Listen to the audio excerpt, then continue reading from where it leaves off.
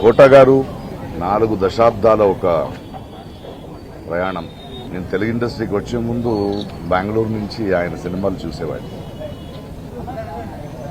ఆయన తీక్ష్ణత, ఆయన ఇంటెన్సిటీ చాలా ఇన్ఫ్లుయెన్స్ చేసింది. ఆ తర్వాత వచ్చి 2-3 దశాబ్దాలుగా ఆయనతో పనిచేసిన అనుభవం, ఎన్నో సినిమాలు.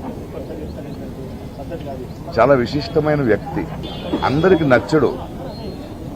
ఎందుకంటే నాకు తెలిసి ఎవరిని మెప్పించే ప్రయత్నం చేయలేదు ఆయన.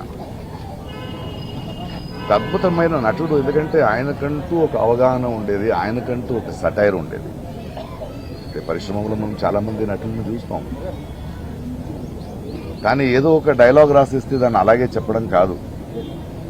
దాని వెనక ఆయనకున్న ఒక సటైర్ ఉండేది, ఒక అవగాహన ఉండేది. ఆయనది ఒక ప్రెజెన్స్ నాకు చాలా నచ్చేది. ఆయన చాలా అద్భుతమైన నటుడు. తెలుగు సినిమా, తెలుగు జాతి గర్వించదగ్గ ఒక కళాకారుడు. ఆయన చేయాల్సింది, ఆయన పాత్రలు మనం మర్చిపోలేము, ఆయన సటైర్లు మర్చిపోలేము. తన జీవితంలో ఇంట్లో చాలా పెయిన్ చూసిన ఆ నొప్పిని ఎప్పుడూ బయట ఒక మెలోడ్రామాగా ఆయన వాడుకోలేదు. తనంటూ ఒక వ్యక్తిత్వం. అలాంటి వ్యక్తులు నాకు చాలా ఇష్టం. ఎందుకంటే అజాత శత్రువుగా అందరికీ నచ్చే బ్రతకడం కన్నా నేను ముక్కుసూటిగా మాట్లాడతాను, ఎవరైనా పట్టించుకోను అనే ఒక వ్యక్తిత్వం ఉంది కదా, అది చాలా అరుదు.